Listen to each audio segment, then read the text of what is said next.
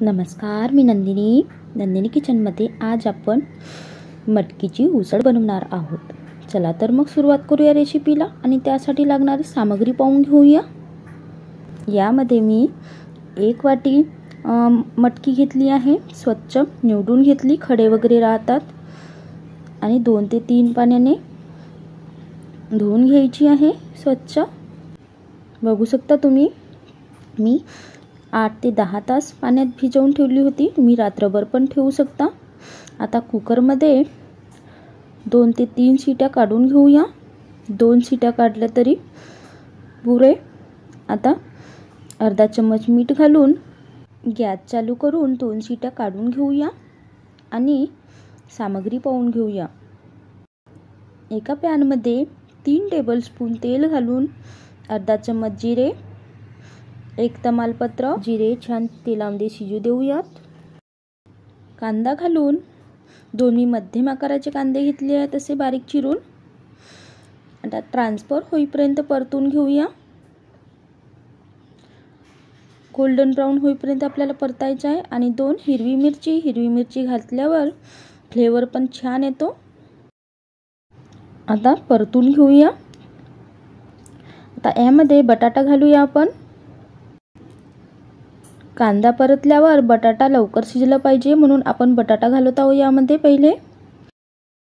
तर बटाटा आपल्याला घालून वाटण घालायचे आहे। यामध्ये मी सुके खोबरे आणि 1 मध्यम आकाराचा कांदा घालून बेडगी मिरची घालून वाटण तयार केलेले आहे।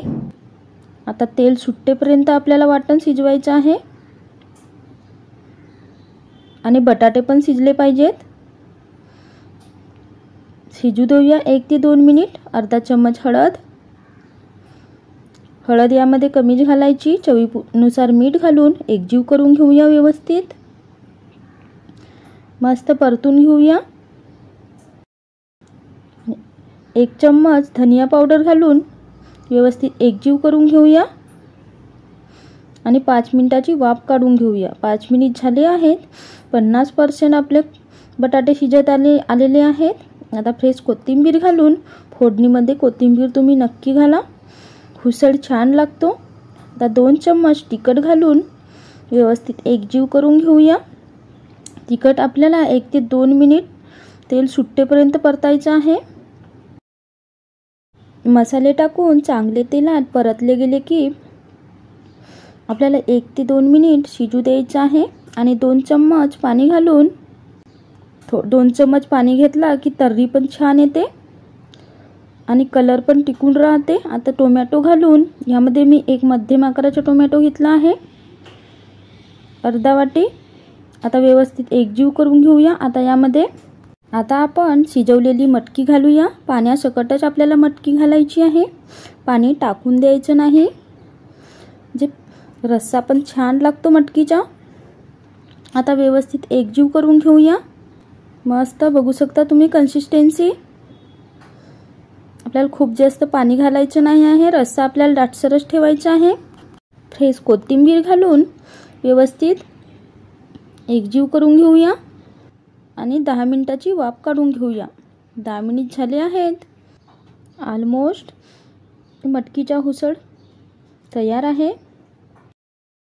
यामध्ये तुम्ही खोबऱ्याचे कीस, कोथिंबीर घालून आणि वरून लिंबू घालावा। तर गरम सर्व करायला घेऊया एका डिशमध्ये।